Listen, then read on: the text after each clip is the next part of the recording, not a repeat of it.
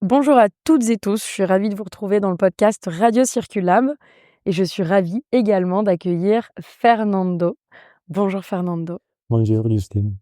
Donc Fernando Rodriguez Mata, tu es directeur général de New Era et New Era, c'est la New European Reuse Alliance. C'est ça. Tu nous en diras un petit peu plus, on pourra dire New Era tout au long du podcast. Tout court là, oui.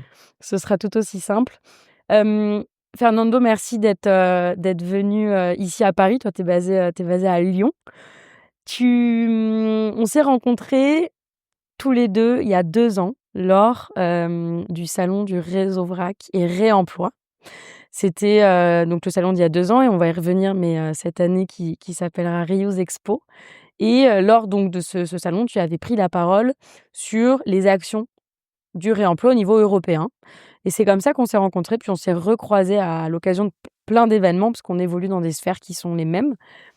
Et du coup, il était temps quand même que je t'interviewe, parce que ça fait donc maintenant 2 ans qu'on se connaît. Et surtout, il était temps qu'on donne de la place dans ce podcast à ce qui se passe au niveau européen, parce qu'on parle beaucoup de ce qui se passe à Paris et dans d'autres territoires, les pays de la Loire, etc. On parle beaucoup de ce qui se passe en France, mais assez peu de ce qui se passe en Europe et aussi peut-être dans d'autres pays. Et donc, c'est pour ça que je voulais t'inviter aujourd'hui, c'est pour parler de tout ça, parler du réemploi et savoir ta définition et ton approche. Avant de parler de ces sujets, est-ce que tu pourrais, s'il te plaît, commencer juste par te présenter?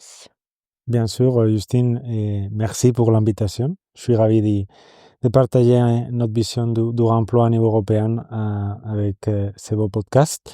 Donc, je suis effectivement directeur général de New Era depuis 2 ans. Et avant ça, j'ai surtout développé ma carrière dans le monde des affaires publiques.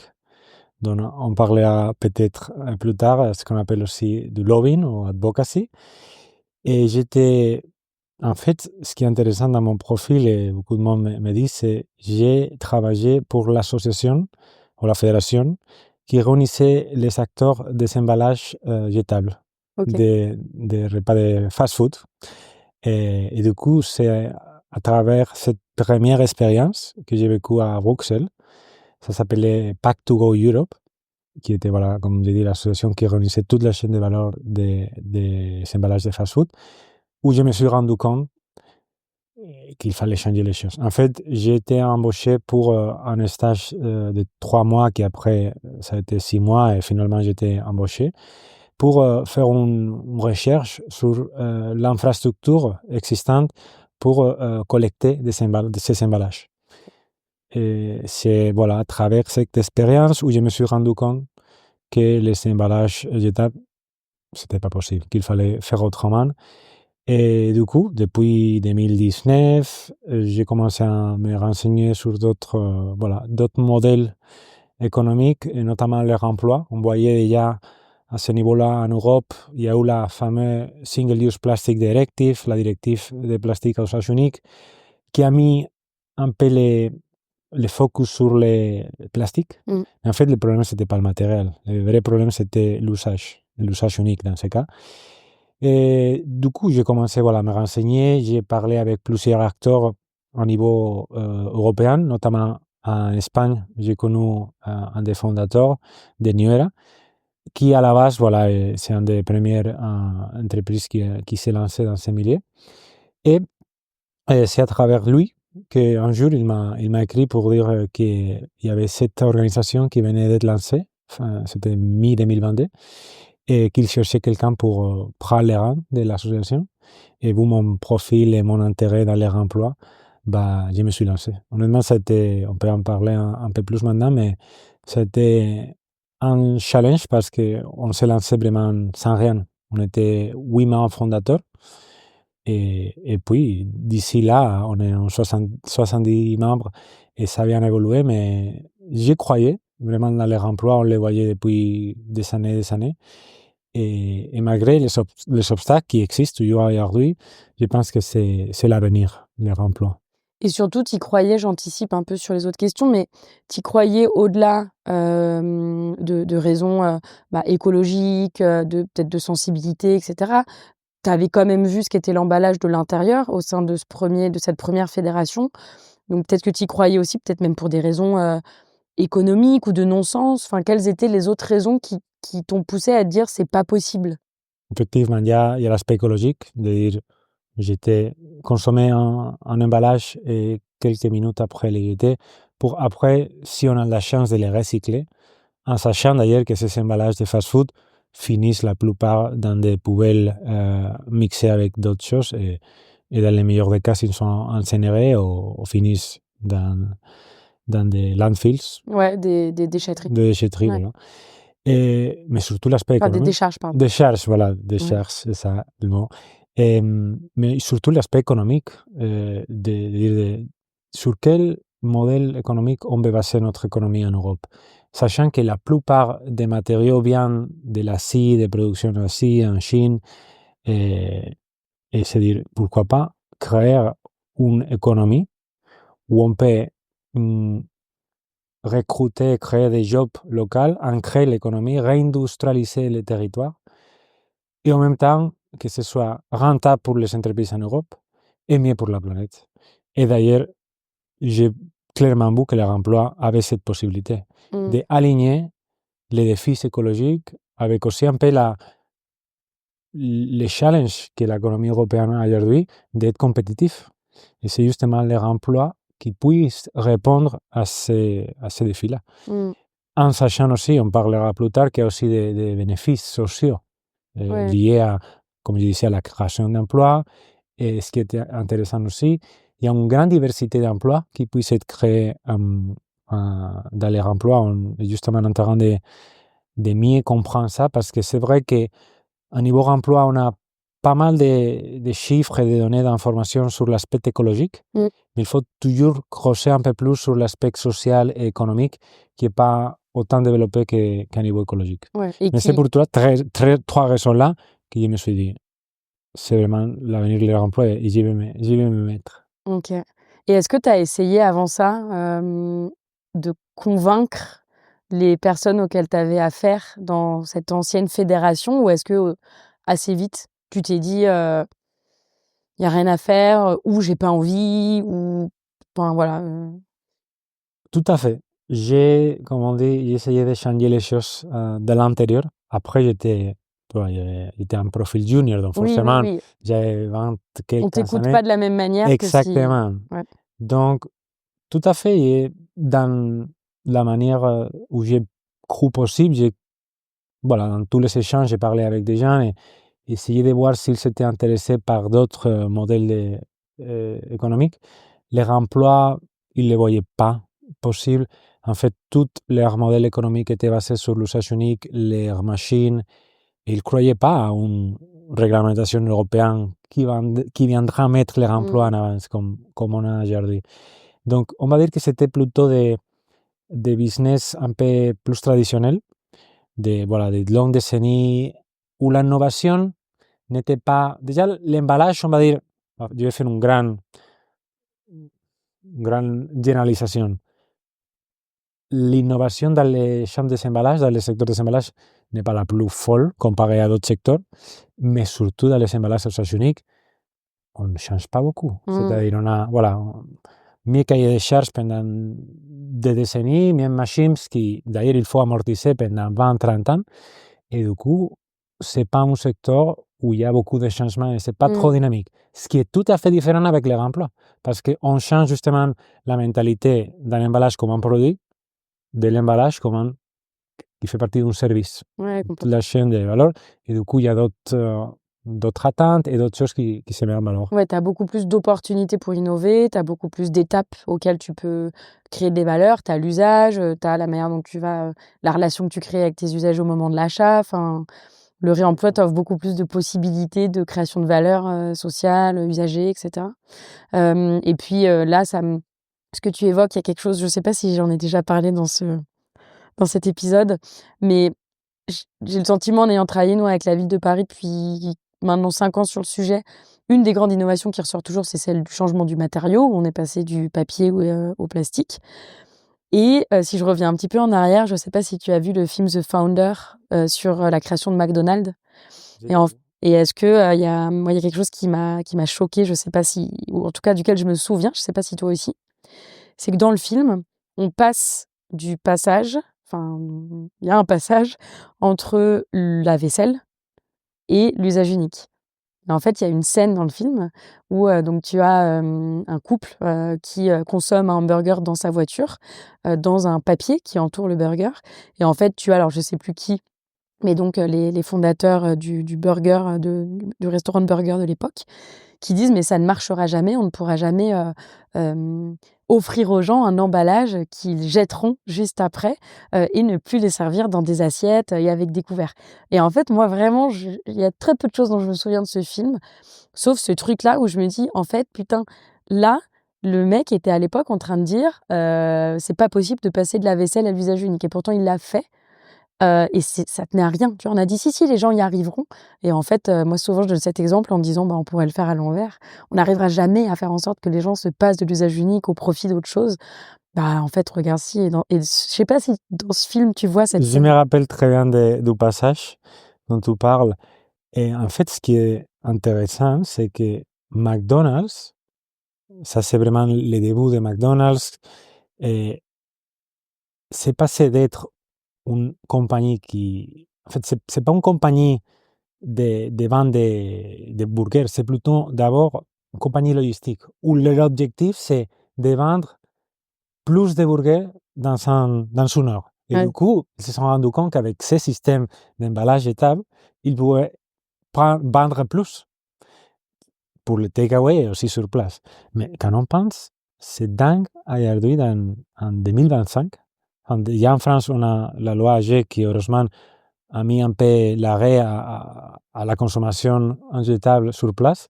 Mais c'est quand même incroyable qu'en 2025, on va dans un restaurant qu'on consomme sur place et que c'est dans des emballages jetables qu'on va vraiment jeter 10 minutes après avoir ouais, consommé notre burger.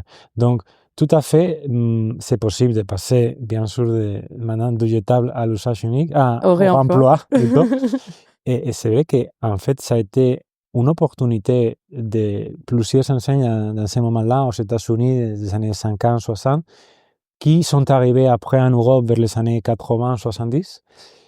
Et pour des questions économiques, où le prix de l'emballage à usage unique ne compte pas enfin, externalise plutôt la partie du fin de cycle de vie, tout ce qui est la collecte, le recyclage, le tri, etc. Cette partie-là vraiment externalisée, c'est d'ailleurs les municipalités et d'ailleurs tous les consommateurs qui payent, qui s'en sortent. Mais il faudra compter tous ces prix qui Ouais, n'est pas vraiment dans le compte final ouais. de ce qui coûte, mais en tout cas, ce qu'il faut changer, c'est vraiment la mentalité et se rendre plus compte sur les emballages et surtout, non? Ouais. Quel est le vrai prix des choses, le vrai coût des produits et des services, car Ouais. parfois on s'oublie. Et ça, on aura peut-être l'occasion d'y revenir. On travaille sur beaucoup de projets du réemploi, notamment des emballages alimentaires. Et souvent, on compare, on compare le prix de l'emballage à usage unique et le prix de l'emballage en réemploi. On est là, oui, mais l'emballage en réemploi est plus cher. Bah oui, il est plus cher, en fait. En revanche, les coûts évités, donc évidemment, la fluctuation du prix des emballages à usage unique, mais les coûts évités pour les municipalités, les coûts évités aussi en termes de préparation pour les équipes. Enfin, tu vois, il y a d'autres choses à considérer et surtout les manques à gagner. C'est-à-dire que le réemploi, c'est aussi plus de fidélisation, c'est aussi toutes ces choses-là. Donc bref, on va pas s'étendre là-dessus là tout de suite, parce que j'ai plein d'autres questions avant. Mais en tout cas, là, ce que je retiens, il y a beaucoup de choses, mais la dernière, c'est le coût global des choses est à considérer pour rendre le réemploi plus intéressant et viable aussi et compétitif face à l'usage unique. Si on revient maintenant sur cette genèse de la création de New Era, le moment où tu t'es dit faut faire du réemploi et c'est l'avenir de nos modèles d'affaires au niveau européen, et où tu as commencé à te rapprocher de personnes qui agissaient déjà sur ces modèles. C'est là que donc New Era a été créé. Est-ce que tu peux nous en dire plus sur qu'est-ce que New Era et pourquoi avoir créé en fait cette alliance? Tout à fait. Alors, on va dire, dans tous les secteurs industriels et économiques, il y a souvent des fédérations qui réunissent l'ensemble ou une partie importante des entreprises qui sont dans ce secteur-là, parce que je dirais que c'est c'est une chose très importante à avoir une voix, parler avec une voix aux interlocuteurs, que ce soit politique, que ce soit les municipalités, que ce soit d'autres fédérations, car à la fin, une entreprise n'a pas vraiment le poids pour vraiment influencer, que ce soit une loi, que ce soit des projets, et que ce soit aussi le financement. Donc c'est vraiment cette idée de se rejoindre sous un même toit, et ce toit c'est Nuera. Et du coup c'est en 2022 où Zero Waste Europe, une ONG qui travaille justement sur des projets zéro déchet dans tous les secteurs, notamment les emballages, s'est rendu compte de l'absence de cet acteur qui pourrait représenter la filière des emballages employables. Et c'est comme ça que Zero Waste Europe a réuni 8 entreprises.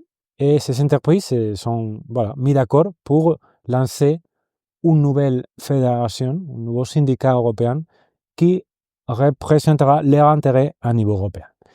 Et du coup, le nom de Nuera, que je trouve, d'ailleurs, c'est pas moi qui l'ai choisi, mais c'est vraiment chouette, et la New European Reuse Alliance, comme cet acteur, la fédération qui réunit toute la chaîne de valeur du remploi. On a commencé fin 2022. D'ailleurs, moi, je voulais être un de ces entrepreneurs qui serait aussi partie de Nuera.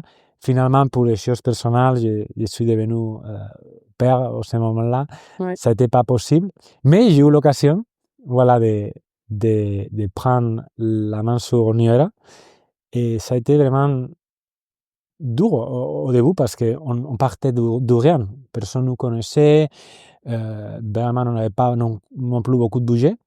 Et petit à petit, on a commencé à gagner de la place dans des événements. On a eu un financement d'une association philanthropique aussi important qui nous a aidé à recruter d'autres personnes pour le staff. Et voilà, maintenant, on fait nos 2 ans. On a passé de 8 membres à 72 aujourd'hui. Beaucoup en France. Je veux dire que la France, c'est plutôt un bon élève, grâce aussi un peu au développement des lois nationales, notamment la loi AGEC et la loi EGalim, la loi AGEC, anti-gaspillage, économie circulaire. Et du coup, on voit vraiment que c'est un secteur dynamique qui pousse, qui propose de nouvelles solutions, qui apporte des bénéfices pour la société, pour aussi plein des acteurs au niveau national, que ce soit des gens plus un peu défavorisés en leur offrant des travail qui sinon ils n'auront pas accès. Et surtout, et maintenant on parlera un peu plus des bénéfices écologiques que les emplois. Donc aujourd'hui, Nuera, c'est la voie des acteurs économiques du remploi. Et on continue pour vraiment, comme on dit dans notre slogan, faire du remploi la norme. Ouais. Dans les membres fondateurs, les 8 dont tu fais mention, est-ce qu'il y en a qu'on connaît? Je sais, il y a beaucoup d'acteurs du sujet qu'on connaît. Est-ce que tu peux nous dire qui c'était?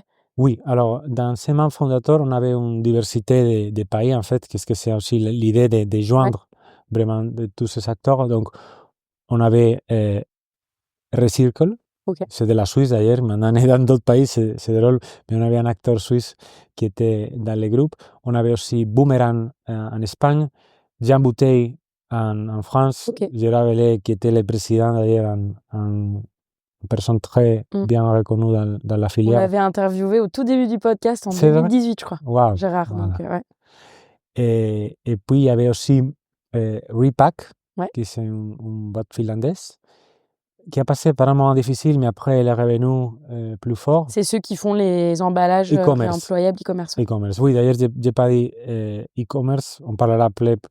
On a vraiment une diversité de solutions. On va en parler juste après. Repack e-commerce, Recircle et Boomerang dans les takeaway, les hospitality, les CRH.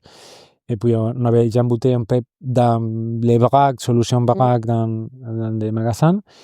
Et ensuite, on avait une Simi allemand qui fait du remploi pour tout ce qui est cosmétique, des produits d'hygiène. Et finalement, un acteur qui est connu, d'ailleurs, peut-être la plupart, les noms les plus connus, ça va être Fritz Cola. Fritz Cola, qui est en fait une marque qui vend des boissons de soda. tout en remployable. C'est la seule enseigne, la seule marque qui fait tous ces emballages en emballage remployable. Ok. C'est une marque allemande qui a été lancée début des années 2000. Donc, vraiment Oui, donc déjà tu as 25 ans déjà. Ouais. 25 ans, effectivement. Et vraiment, dès la base, ils ont fait tout en Ouais, emballage ouais. remployable. Ils ont voilà, créé ce système pour Ouais. la récupération des emballages. Et c'est vraiment intéressant de savoir aussi qu'on ne fait pas que les opérateurs, mais aussi Ouais. parfois les marques qui Ouais, sont ouais. intéressées. Ok, bah déjà, ça montre que même au début, donc 2022, vous aviez 8 faiseurs, qui sont vraiment celles et ceux qui font le réemploi en pratique. Et je ne l'ai pas mentionné encore, mais j'en profite du coup pour placer son nom. On s'est évidemment connus via Célia Renson, hein. C'était comme ça que j'avais été invitée au salon à animer la table ronde. Et en fait, l'équivalent de New Era en France serait un petit peu le réseau VRAC et Réemploi, qui représente sous un seul et même toit, comme tu l'évoquais, les acteurs du VRAC et du réemploi. Et là, d'entendre des nouveaux noms au niveau européen, Suisse, Allemagne, Espagne, ça nous montre aussi que quand bien même la France est, on pourrait dire, en avance sur pas mal d'aspects, ça bouge aussi à pas mal d'autres niveaux. Tu as commencé à l'évoquer, le reuse et le réemploi, ce n'est pas que l'emballage alimentaire, même si beaucoup de réglementations vont cibler ça en priorité, parce que l'usage unique de l'emballage, on le retrouve beaucoup dans cette filière. Est-ce que tu pourrais nous donner les autres secteurs concernés et du coup comment et qu'est-ce que veut dire reuse dans ces autres secteurs? Est-ce que ça intègre la réutilisation? Est-ce que ça intègre aussi l'allongement de durée d'usage via la réparation? Enfin, qu'est-ce que vous mettez vous derrière reuse? Alors, ouais, tout à fait, pour simplement revenir sur les réseaux BRAC et remploi. Célia, je suis vraiment admirateur de son travail et de toute son équipe. C'est très spécial ce qu'ils ont fait depuis 2016 et on s'inspire vraiment dans leurs travaux. Et d'ailleurs, j'avais oublié aussi un autre membre fondateur qui est français, qui s'appelle Opopop, Ouais. basé à Lyon. L'équipe voilà, d'Antonin et moi, ils sont aussi membres de New Era depuis le début. Ok. Alors, où est-ce qu'on trouve leur emploi et qu'est-ce que c'est vraiment leur emploi? Qu'est-ce qu'on entend par ça? Donc, leur emploi, on peut les trouver en fait partout. Il y a, comme tu as bien dit, des emballages remployables dans la filière CRH, café, restaurant, hôtelier. On les trouve aussi dans la grande surface, grande distribution. En anglais, on l'appelle les Fast Moving Consumer Goods. Ouais. FMCG. FMCG, exactement. Et puis, il y a toute la partie d'emballage qui est souvent cachée, en fait, qui est l'emballage industriel de transport, les e-commerce y compris, qui est parfois, voilà, pas vu par les consommateurs finaux, mais qui fait aussi une grande escale d'emballages qui sont placés dans les marchés tous les ans. Et d'ailleurs, c'est là où on voit qu'il y a plus de réemploi, avec les palets, les bacs, les caisses en plastique réutilisable, parce que justement, c'est un modèle qui existe depuis déjà des décennies, dont sa rentabilité, sa viabilité a été bien prouvée. Et voilà, on trouve des taux de réemploi assez larges, assez élevés comparés à ceux qu'on trouve pour les consommateurs. Donc voilà, on parle en général des parties, le B2C, business to consumer, c'est-à-dire des solutions pour les consommateurs, et le B2B, business to business, pour voilà, les entreprises. Ouais. Et voilà, on voit ces deux secteurs surtout se développer. Maintenant, les législateurs ont mis un peu plus en avantage Les B2C. les B2C, car c'est où il y a plus de contraintes, on va dire, et vraiment où l'emballage à usage unique aussi, on parlera plus tard, la convenience, enfin La la praticité. praticité, Ouais. c'est vraiment un challenge pour les consommateurs Ouais, de switch. de switcher T'as plus de management du changement, de changer les comportements sur l'utilisateur final, quand bien même c'est beaucoup de changements, hein, mais peut-être que sur des emballages professionnels où tu es sur des choses peut-être plus fréquentes et plus ancrées, dans les flux, voilà, mais ouais. Ok. Donc ça, c'est emballage. Ça, c'est tout emballage. Après, l'emballage, on peut le trouver dans d'autres secteurs. La construction, l'électronique, les 3 C, non? Les électroménagers électriques et Ouais, électroniques, ouais. les textiles aussi. Et d'ailleurs, c'est pour ça qu'on s'est rendu compte cette année avec Resobra qui organise les Reuse Economy Expo. On va s'élargir et parler d'autres secteurs, inviter d'autres secteurs, d'autres compagnies qui font du remploi au-delà des emballages, car je pense qu'ensemble, on peut aller plus loin, on va avoir plus de visibilité et ça nous donnera aussi, je pense, beaucoup de synergie et d'opportunités à travailler ensemble. En fait, qu'est-ce qui fait qu'un produit, un service, un secteur soit remploi? Il y a 3 piliers pour comprendre qu'est-ce que c'est le remploi. Un, c'est avoir des produits désignés et produits pour avoir multiples usages pendant tout, et du coup, étendre la durée vie. d'usage. Ok, donc Exact. Première, concevoir et designer les produits pour permettre plusieurs usages. Exactement. Okay. Deuxième point, avoir l'infrastructure pour que les consommateurs ou l'usager puissent retourner l'emballage. Ok. Donc, la collecte de ces emballages. Donc, deuxième, il ne suffit pas d'avoir quelque chose qui puisse être réemployé. Il faut permettre le retour du produit à travers des infrastructures qui peuvent être plus ou moins physiques, mais en tout cas des interfaces, des lieux, des machines. Exactement. Il y a l'infrastructure aussi digitale qui est importante à niveau de traçabilité, qui est d'ailleurs, il y a plein d'innovations dans ce milieu-là pour voir comment on peut aussi faciliter la tâche de la collecte et du geste du retour. Et troisième point, ce qu'on appelle aussi le réacconditionnement de ces produits pour les rendre aussi à nouveau qu'ils puissent à nouveau être utilisés. Donc, ce réacconditionnement, ça peut être lavage, ça peut être la réparation, ça peut être la remanufacturation. Il y a toute une liste des activités autour de ce réacconditionnement pour pouvoir redistribuer les produits dans la boucle. Ça, c'est fondamental ce que tu dis parce qu'il y a souvent un débat de terminologie ou oui, réemploi, réutilisation, remanufacturing. Et je sais que là, suite aux discussions que j'ai eues avec Célia sur le Reuse Economy Expo, où en fait, elle insistait, ce qu'elle souhaite, c'est insister sur ce message aussi auprès du public, sur le fait que, en fait, sous reuse et le terme anglo-saxon, on pourra peut-être mettre plus de choses, là où au niveau français, on bataille sur un réemploi. En fait, c'est juste Vinted et le second hand, et voilà.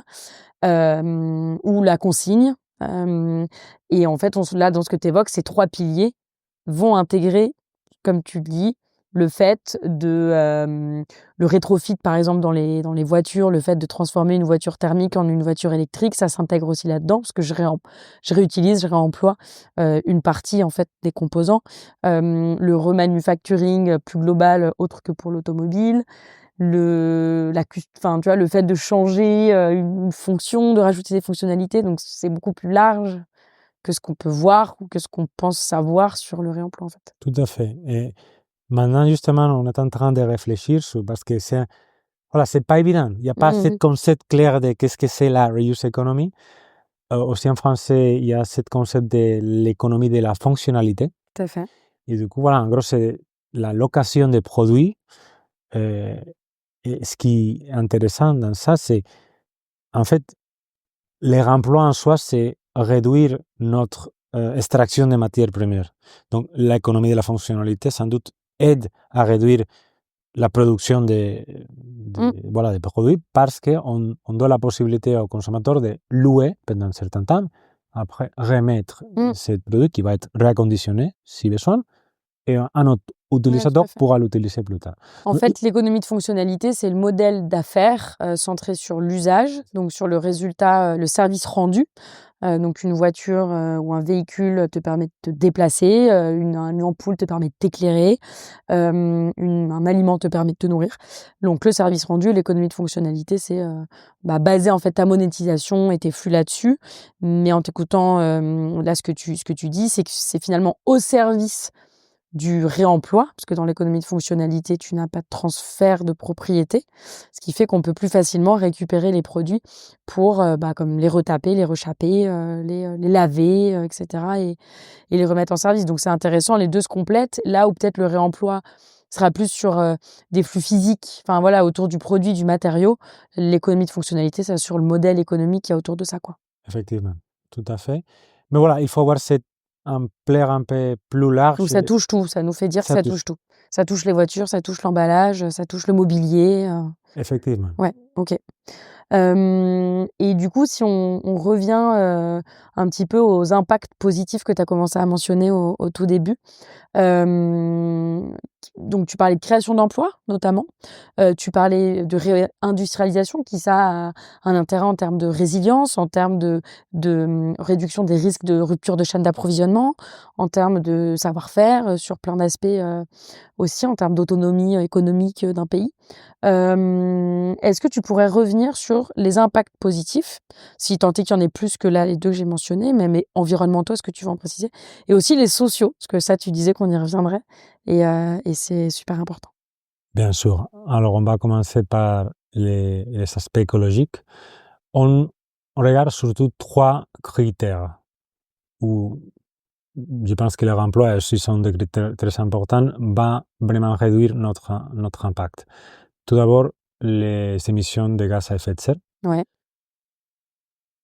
On estime qu'avec des systèmes de remploi bien dessinés, ou voilà, après, j'aime bien parce que surtout, toutes ces analyses de cycle de vie que toutes les compagnies font, ils montrent que les emballages à usage unique, c'est les meilleurs, mais forcément, en fait, c'est ça qui est un peu compliqué avec ces ACV. Ils choisissent tout le temps les meilleurs exemples, comme on dit en anglais, cherry pick les caractères pour donner du remploi. Ils vont comparer, vu que ça se base sur des scénarios de référence, ils vont prendre les scénarios qui en fait Qui sont les les convient meilleurs, le quoi. plus. Ouais, ok. Exact. Mais en général, et on a beaucoup d'études d'ailleurs sur notre site, on a toute une bibliothèque d'études, de rapports indépendants qui ont été faits par des universités et centres de recherche. On montre qu'à partir du 6e, 7e cycle de vie, de rotation, les emballages remployables ont une meilleure performance environnementale en ce qui concerne les émissions de gaz à effet de serre. Évidemment, dès le début déjà, la réduction des déchets. Ah ouais, ok. La réduction des déchets. Il faut savoir, en Europe, en moyenne, un citoyen produit presque 200 kilos d'emballage par an. 200 200 kilos. 200 kilos d'emballage. D'emballage. Que d'emballage. Oui, après, si on parle de tout, je pense qu'on est entre 500 et 600 kilos. Et sachant qu'on est, là, tu parles de poids, et qu'on est sur l'emballage, c'est quelque chose qui pèse pas très lourd. Donc, en termes d'unité, je sais pas combien c'est, mais c'est beaucoup trop. Tout à fait, parce que d'ailleurs, un des objectifs des industriels des emballages, c'était de faire ces emballages plus légers. Bien sûr. Et du coup, malgré ça, on continue à augmenter les poids de vieillissement. Et c'est vraiment, voilà, ça montre qu'il y a un problème, que le recyclage n'est pas suffisant et que le remploi va aider justement à réduire ces déchets. Et puis, il y a aussi, je dirais que ça c'est un mythe qui existe, que les remploi, qu'il faut les laver souvent, surtout ce qui est des emballages alimentaires, consomment plus d'eau. Eh bien non. Eh bien non, car la phase de production est la plus consommatrice d'eau. Sur tout ce qui est des emballages en carton et papier. Mais en général, voilà, on voit que les emballages jetables consomment plus d'eau. Ok. C'est comme sur le CO2, les émissions de carbone. Plusieurs études, tu as vu une étude de la Fondation Ellen MacArthur, mais d'autres aussi, démontraient que 50% des émissions de CO2 sont générées à la phase d'extraction et de transformation des matières premières, donc ce qu'on associe aussi à l'empreinte matière. Et donc peut-être aussi que les chiffres dont tu fais mention qui favorisent le réemploi au détriment de l'usage unique, et voilà, en tout cas l'empreinte carbone sera meilleure aussi parce qu'on extrait moins de ressources et qu'on la transforme moins. Donc on a besoin de moins d'eau, moins d'énergie. Effectivement. Et aussi le recyclage, parfois il est très énergivore. Bien sûr. Ouais. Donc, en fait, l'idée c'est simple. Utiliser un produit autant que possible. Pas les jeter quand c'est parfaitement réutilisable 15, 20, 25 fois. Après, bien sûr, il faut mettre les choses en ordre pour pouvoir Oui, pour que ce donner soit accessible, rendre accessible ces réutilisations. Mais en soi, c'est parfaitement possible. Et d'ailleurs, un dernier point sur l'aspect écologique, c'est quand on compare les emballages jetables versus les remployables, il faut savoir que la chaîne de valeur des emballages jetables a été vraiment optimisé. optimisée. Voilà, j'ai trouvé, j'ai cherché ce mot, optimisée pendant des décennies. Et aujourd'hui, les emballages réemployables ne sont pas encore Ouais. dans son point maximal. Donc, quand on aura vraiment des systèmes de boucles bien fermés dans des, voilà, des circuits fermés, locaux, ça va encore donner des mieux résultats. C'est fondamental ce que tu dis parce qu'en fait, on compare. J'ai eu une question ce matin qui me fait un peu penser à ça. Ce matin, j'ai donné un cours dans une école de design industriel et j'ai une étudiante qui me posait une question sur Ecosia, qui est le moteur de recherche voilà, alternatif à Google, qui permet de reforester, notamment via la plantation d'arbres. Et elle me dit oui, mais Ecosia, c'est quand même beaucoup moins performant que Google. Je lui dis bah ouais, mais en même temps, Google, ça existe depuis 1998. Ecosia, ça fait quelques années, donc faut aussi lui laisser sa chance et l'alimenter. Donc bon, peut-être que quand tu as besoin de faire des recherches beaucoup plus précises, tu iras sur Google. Mais enfin voilà, pour la recherche de quel est l'ingrédient principal du gâteau au chocolat, tu peux utiliser Ecosia, tu vois. Et en fait, là, ce que tu évoques, ça me fait penser à ça parce que on compare de choses qui n'ont pas du tout la même temporalité, qui n'ont pas eu le même nombre d'années pour s'améliorer, pour d'essais-erreurs. Et comme tu dis, l'emballage à usage unique et l'usage unique, ça fait des dizaines d'années que voilà qu'on l'a optimisé à un max. Donc au-delà du côté dans les analyses de cycle de vie, on prend le best of usage unique. Mais en plus de ça, tu compares un truc qu'on a amélioré depuis 50 ans avec un truc que vous nous avez laissé juste 3 ans pour le développer, quoi. Effectivement. Ouais, c'est hyper intéressant. Et puis, on a les bénéfices aussi économiques, Ouais. notamment la création d'emplois. Donc, la PPWR, autrement dit, le règlement d'emballage et déchets d'emballage qui vient d'être publié au journal officiel de l'Union européenne et qui, on espère, qui va être vraiment structurant et qui va vraiment bouleverser certaines choses dans l'écosystème des emballages.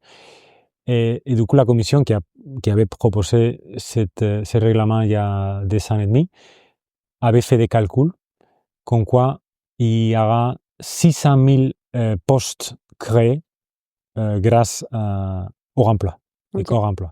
Parce qu'en fait, c'est ça, en fait, la problématique, si tu veux aussi, c'est pas une problématique, mais c'est simplement changer un peu les modèles.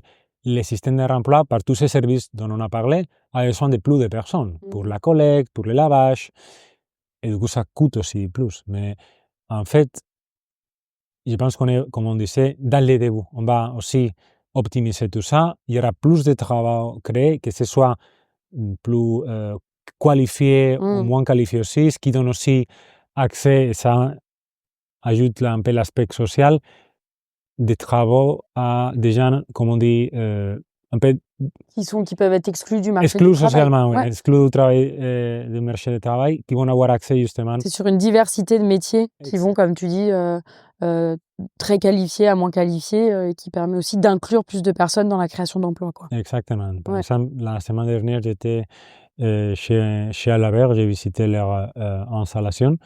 Et voilà, il y a une diversité de personnes qui puissent avoir accès à des travaux qui sont rémunérés, qui n'auront pas accès sinon autrement. Et voilà, qui donne aussi cet aspect d'ancrage dans la ville, vraiment que les gens puissent voilà, être fiers de ce qu'ils font. Aussi, parce que, comme on disait, il y a tous ces aspects qui sont positifs pour l'emploi.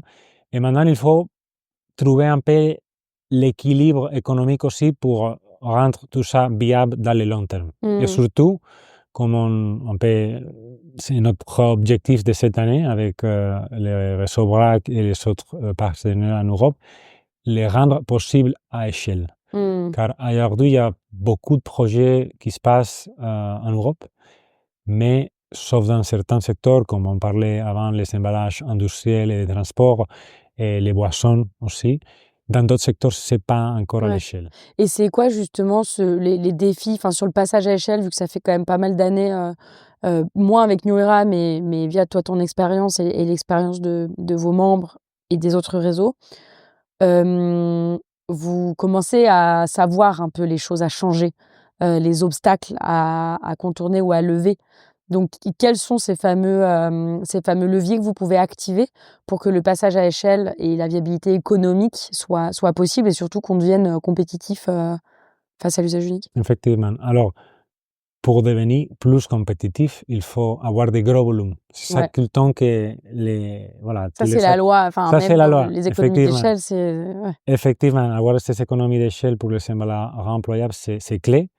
Après, ce qu'il faut pour arriver à ces gros volumes, c'est plusieurs choses. D'abord, il faut faire des investissements considérables, comme on dit en anglais, upfront, c'est-à-dire à la base. C'est vrai que comparé à l'usage unique, mettre en place toute cette infrastructure demande des coûts considérables. Quid, qui va faire cet investissement? En France, j'aimerais parler quand même parce que c'est un projet, je dirais, le plus grande échelle qui existe dans le monde pour la grande consommation. Citeo, mandaté par la loi, investit 5% de leur budget dans l'investissement pour le développement de l'infrastructure du remploi. Citeo, pour dire tout court, c'est l'éco-organisme qui gère les emballages ménagers en France, notamment Citeo. Il y en a d'autres maintenant, mais Citeo étant l'acteur le plus grand. Donc, à partir du mois de mai de cette année, on verra plus de 30 millions d'emballages remployables dans les supermarchés dans le nord et l'ouest de la France, touchant plus de 25 millions de personnes dans 16 départements. 3 millions? Non, 30. 16 millions de personnes. Ah, Il y a 30 millions de contenants? 30 millions de contenants, Ok. effectivement. 33 millions de contenants qui sont standardisés. Et ça, c'est un aspect clé que je voulais... Donc, massification, standardisation. Massification et standardisation. Et surtout, un peu, comme on dit en anglais, d'elephant in the room, c'est les marques se demandent, mais est-ce que les consommateurs vont suivre ou pas? En effet, faire tous ces investissements, on peut avoir, voilà, les 3 piliers dont on a parlé. On peut avoir des produits conçus pour avoir multiples usages. On peut avoir la collecte mise en place. On peut avoir aussi les services de lavage et de reconditionnement. Mais est-ce que le consommateur va vouloir y prendre? Et je pense que oui, forcément, parce que les consommateurs s'élèvent de plus en plus. Ils veulent avoir des systèmes plus vertueux et les emplois, justement, répondre un peu à ces exigences-là. Un peu les challenges, c'est justement cet aspect de la praticité. Alors, on peut dire qu'il n'y a rien de plus pratique que acheter un emballage, enfin un produit dans un emballage jetable, ouvrir ta poubelle et le jeter. Ça, c'est vraiment difficile à avoir cette praticité. Après, il y a plein de choses dans d'autres milieux qui se passent où l'emballage réemployable va presque avoir la même praticité que les usages uniques, notamment dans l'événementiel. Par exemple, aujourd'hui, on a développé des systèmes de réemploi qui sont vraiment presque si pratiques que l'emballage à usage unique. Par exemple, ça c'est en train de se développer, on parlait avant des innovations et de la technologie, des puces RFID qui permettront de jeter un emballage dans son poubelle comme si c'était jetable. Après, la machine va faire un premier check et faire cette déconsignation, c'est-à-dire rendre s'il y en avait une consigne au consommateur. Et après, il y aura une deuxième étape dans les centres de tri et de lavage, au cas où l'emballage réemployable n'a été détecté par la machine, tout d'abord. Du coup, il y a vraiment des innovations qui se passent. Il y a aussi des systèmes comme on dit, de consignes reportées, aussi pour éviter que les consommateurs doivent payer en avance. À l'achat. Exact. Donc, on commence vraiment à développer toutes ces solutions pour lever ces freins, effacer ces freins et donner l'emballage plus attractif. Et je pense qu'en fait, tu l'as cité avant, il y a cet aspect de la fidélisation qui est clé vraiment. Il faut qu'on développe un peu plus tous ces aspects, comment on peut fidéliser les clients à travers de ça. Et les marques vont trouver, je pense, des intérêts à... Je me souviens l'interview avec Jean Bouteille qu'on avait fait, je te dis 2018 ou 2019, je me rappelle plus. Mais je me rappelle qu'au tout début, ce que disait Gérard, c'est qu'à travers le réemploi dans les magasins, donc venir dans ton magasin pour remplir ta bouteille d'huile ou j'en sais rien, ça permet aussi de créer une nouvelle expérience de vente, en fait. Et que dans un contexte de multiplication, tu vois, du e-commerce, de tous ces trucs-là, le fait de profiter de ces lieux physiques pour créer des nouvelles expériences, sociabiliser. Je sais que pareil, Réseau Vrac et Réemploi, sur les impacts sociaux, ils parlent beaucoup du fait que quand tu es dans un magasin vrac, donc là c'est plus vrac, mais tu interagis davantage avec les personnes, donc tu crées plus de valeur en fait humaine que si tu étais sur de l'usage unique, donc sur le réemploi, tu vois, si tu ramènes ton contenant. Donc en tout cas, tout ça pour dire qu'il y a d'autres valeurs consommateurs et consommatrices sur lesquelles jouer, plutôt qu'uniquement soit le côté pratique, soit le prix, et qui sont créateurs de choses positives, quoi, Effectivement, qui marquent, quoi. tout à fait. Ouais, vas-y. Non, non, Non, j'ai plus je voulais juste savoir, là, ce que tu évoques, massification, standardisation et par ailleurs, adoption par les consommatrices et consommateurs, qui sont les 3 grands freins à développer, enfin, sur lesquels travailler. Ça, c'est valable aussi, plus globalement, sur les autres secteurs? Enfin, différemment, mais est-ce que c'est aussi le cas? Ou est-ce que les enjeux sont complètement différents? non, je dirais pas qu'ils sont complètement différents, ils sont vraiment pareils à ces aspects-là, massification, standardisation et Adoption, adoption par les usage, quoi. consommateurs.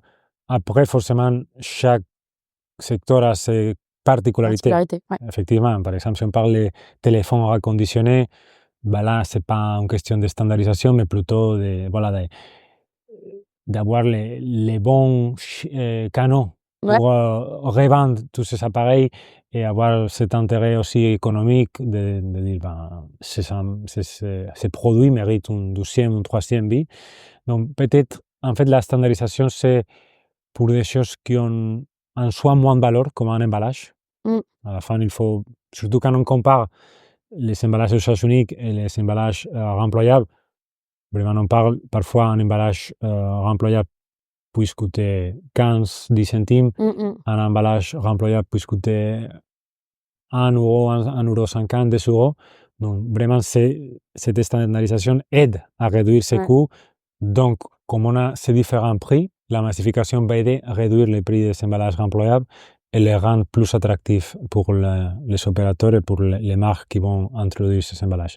Quand on parle d'autres secteurs, notamment la construction, l'électronique, il y a moins ces problématiques-là, ces particularités-là, parce que ce sont des produits un peu plus, voilà, qui ont déjà un coût, Mmh. valeur supérieure. Et d'ailleurs, l'emballage remployable, oui, pardon, les produits qui va être employé, Ouais. que ce soit un téléphone ou machine à laver, aura déjà un coût moindre, Ouais, ouais. moins Oui. coûteux. Ouais, ouais. Ouais, complètement. Donc, je pense qu'il y a des particularités dans chaque secteur qu'il faut comprendre. C'est pas Ouais. une solution pour tous. Il faut voir un peu, voilà, quels sont les leviers Mmh. dans chaque secteur, mais je dirais aussi que l'aspect finance, c'est clé. Il y a Ouais. souvent, comme on a dit, ces 3 piliers qui doivent exister.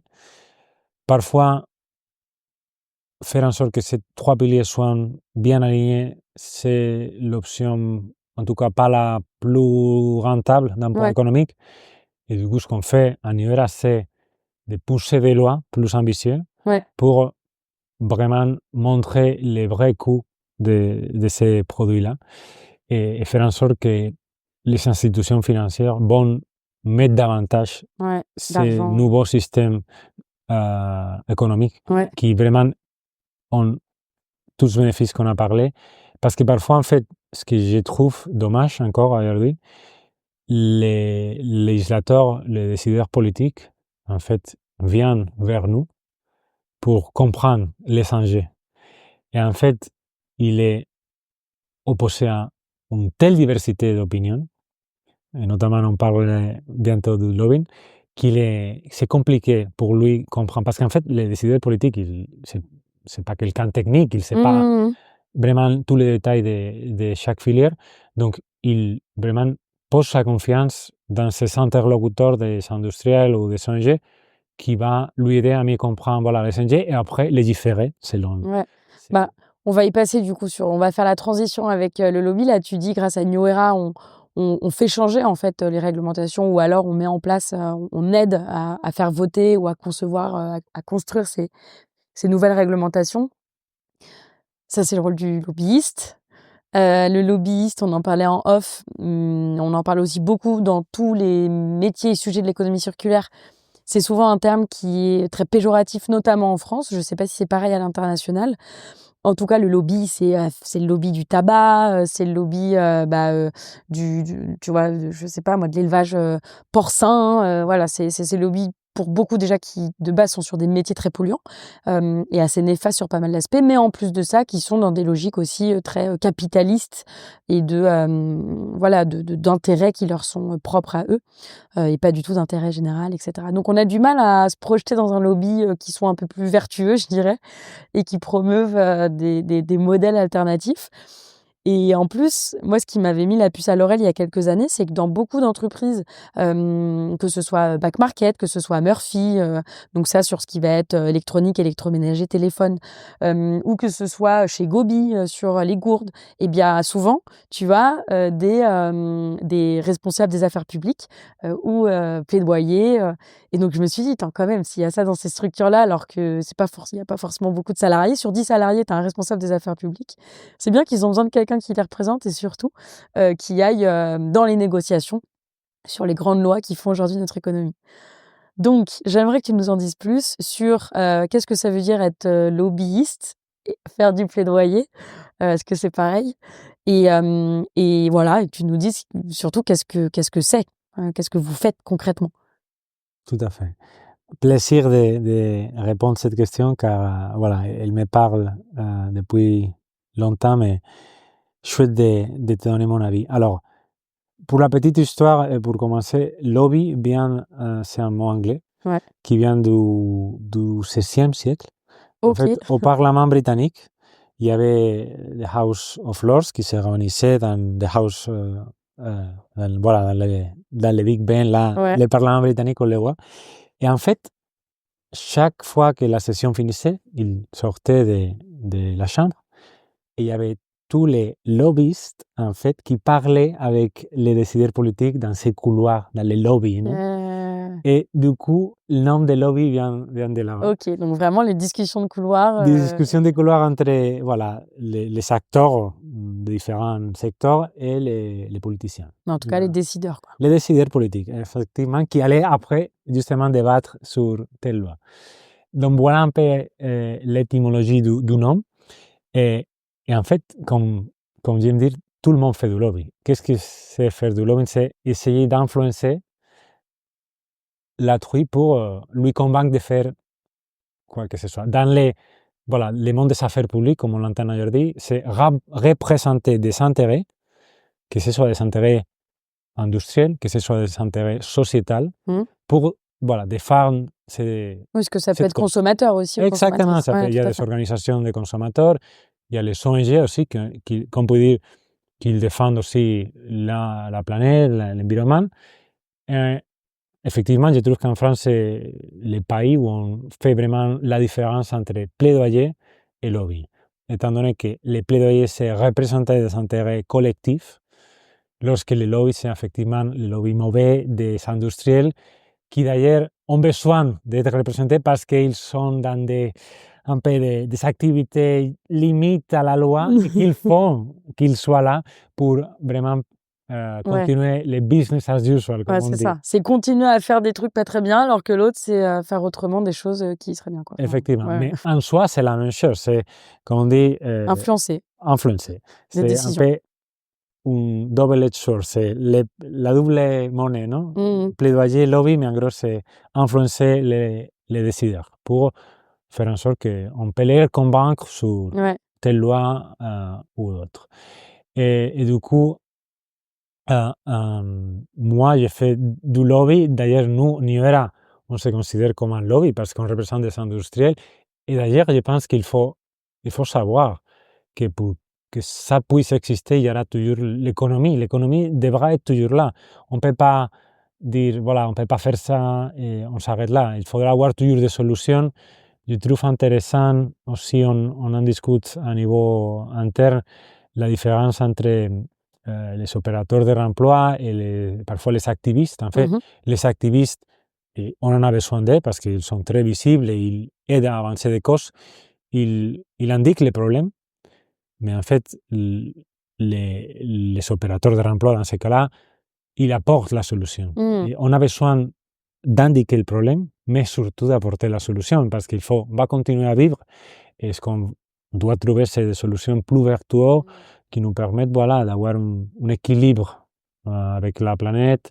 Et voilà, on est des lobbies, on n'a pas de problème de dire qu'on est un lobby, mais un bon lobby. Ouais. Tu disais tout à l'heure en off que tu te présentais, quand on te demandait ce que tu faisais, tu disais je suis lobbyiste.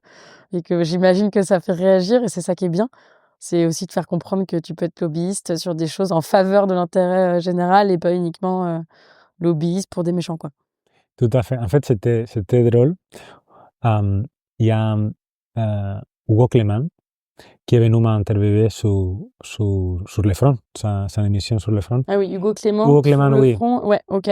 Et du coup, son équipe est venue me voir, il parlait tout le temps des plaidoyers. Et en fait, ce qui était drôle, parce qu'il s'était intéressé dans mon profil, car je venais justement du lobby industriel des emballages jetables. Et toutes leurs questions étaient un peu biaisées dans le sens que, en fait, maintenant, j'ai gagné moins d'argent, forcément, parce que les lobbies industriels ont plus d'argent, ont plus de ressources, ce qui est vrai parfois, ce qui n'est pas tout le temps le cas. Mais justement, en fait, je pense qu'il faut démythifier cette idée du lobby, en gros, de la représentation des intérêts.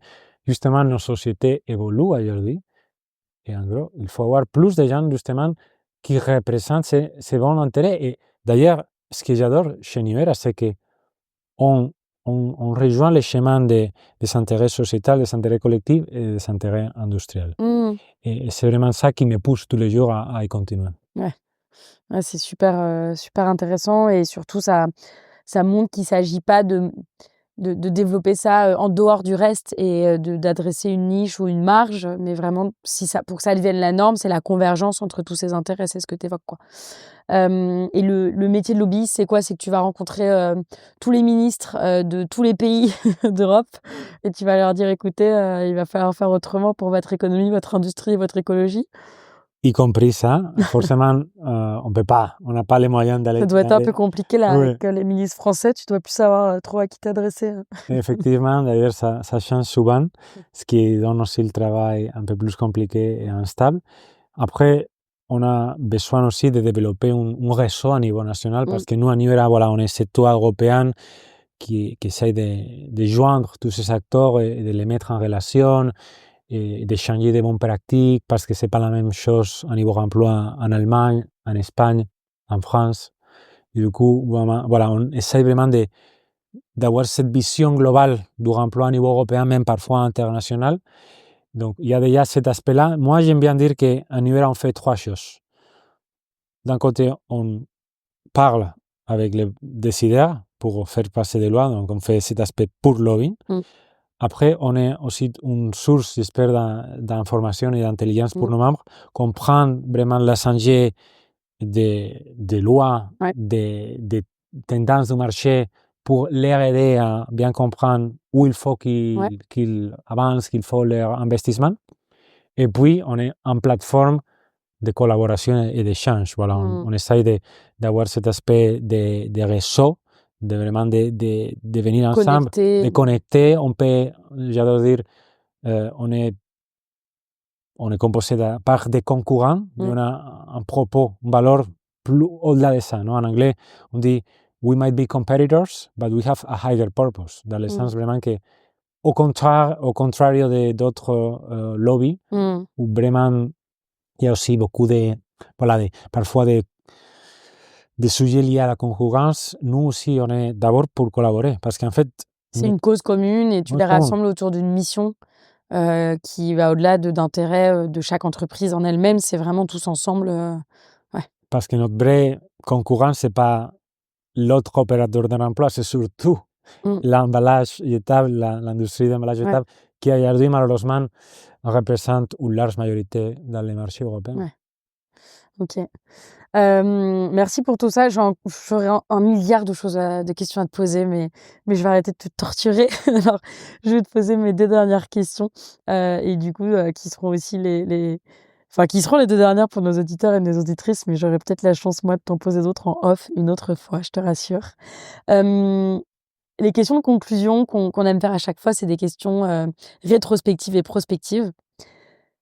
La première, ce serait rétrospective. Donc, j'aimerais te demander si tu devais t'adresser au Fernando de 2008, le Fernando qui débutait ses études en Espagne, qu'est-ce que tu lui dirais? Est-ce que tu lui donnerais un conseil? Voilà. On a pas mal changé depuis 2008. En fait, quand j'y pense, bah, je lui dirais à Fernando de cette année-là que soit prêt vraiment à changer parce qu'on n'aurait jamais imaginé tout ce qu'on a vécu depuis. Nos sociétés sont, enfin, c'est pas qu'ils sont changés, ils sont en changement dynamique. Et du coup, tout le temps, ils changent à plus grande vitesse. Donc, je lui dirais, prépare-toi voilà, avec les outils nécessaires, fais ta valise pour être prêt à être flexible, À t'adapter. à m'adapter, avoir cette capacité un peu de caméléon Ouais. de s'adapter à chaque moment parce que, voilà, comme on dit en espagnol, vienen curvas. Il y a des curves sur la route, donc il va falloir que tu sois prêt voilà, à être capable de, de dire, ok, aujourd'hui on fait ça, mais en fait, la société elle change tellement vite que ce qui marchait il y a 5 ans, ce n'est plus le cas. On le voit dans tous les milieux. Et d'ailleurs, leur emploi, ce qui est aussi intéressant, c'est que c'est un changement. Après, il y a une base qui forcément ne change pas. On consommait des jetables en 2008, on consomme toujours plus de jetables en 2025. Donc, oui, je lui dirais, voilà, à cette vision globale, c'est aussi très important avoir, je l'ai compris à fur et à mesure quand j'ai voilà, creusé sur différents projets et initiatives, avoir cette vision large des choses, car tout est interconnecté à la fin. Ce qu'on fait ici en Europe a un impact sur toute la chaîne de valeur, surtout dans un monde global, regardez. Et ça, cette vision-là, surtout pour ma métier que j'adore faire, c'est très important. Donc la vision systémique et le fait d'être prêt à s'adapter et prêt au changement et d'avoir la boîte à outils correspondante. La dernière question, celle-ci, elle est plutôt dans le futur. On fait des voyages dans le temps dans ce podcast, c'est merveilleux. Donc c'est là plutôt, on peut aller en 2040. Imaginons que tu as la possibilité là de voyager en 2040. Qu'est-ce que tu aimerais raconter à celles et ceux qui n'ont pas connu peut-être l'usage unique, je ne sais pas de quoi sera fait 2040, mais qu'est-ce que tu souhaiterais dire, notamment à ces jeunes générations de 2040 à qui tu as l'occasion de t'adresser grâce à nous aujourd'hui? Déjà, j'espère qu'ils m'écoutent et qu'ils ne sont pas avec des glaces de réalité virtuelle dans Dans le métavers. dans les métaverses, exact. Et puis, bah, j'espère le dire. Enfin, à cette personne-là, aujourd'hui, vous avez des systèmes de remploi accessibles partout en Europe et partout dans le monde qui ont fait vraiment un changement systémique, pas que des emballages, mais vraiment de tout secteur confondu. Et je serais fier et ravi de dire que j'ai fait partie de ce mouvement, de cette révolution du remploi en Europe. Et voilà, vraiment chouette continuer cette mission-là, continuer à s'améliorer. Moi, s'il y a une mission qui me poursuit dans la vie, c'est toujours à faire mieux, toujours à continuer à creuser, à mieux comprendre, parce que voilà, la formation est continue dans notre vie et j'apprends tous les jours aussi dans ma matière et c'est pour ça que, voilà, que j'adore ce qu'on fait ici à New Era avec tous nos partenaires en France et ailleurs en Europe. Et voilà, j'espère pouvoir en effet en 2040 voir vraiment des changements systémiques que dans ces 17 dernières années, en 2008, on n'a pas eu, jusqu'à 2025, mais j'espère vraiment, et je pense qu'on va avoir un changement d'ici 2030 et en 2040, on verra un autre monde. Et ça se sera imposé à nous aussi et aux industriels. Effectivement. Merci beaucoup. Je vais m'arrêter là et je te propose qu'on s'arrête là tous les deux. Merci à celles et ceux qui nous ont écoutés, d'être allés jusqu'au bout de cet épisode. je partagerai le lien vers le site New Era sur le texte associé à ce podcast. Et puis j'invite toutes les personnes qui nous écoutent à suivre tout le travail que fait New Era, les différentes études et documentations disponibles sur le site, et puis à te suivre sur les réseaux sociaux, au moins sur LinkedIn, qui est le réseau sur lequel moi je suis la majorité des personnes aujourd'hui. Merci, bravo pour tout ce que tu fais. Et j'espère en 2040 pouvoir continuer à citer vos actions et à dire tout ça. C'est entre autres grâce à New Era. Et bon retour à Lyon. Merci beaucoup, Justine. Plaisir de partager cette belle conversation avec toi aujourd'hui et à bientôt. À bientôt.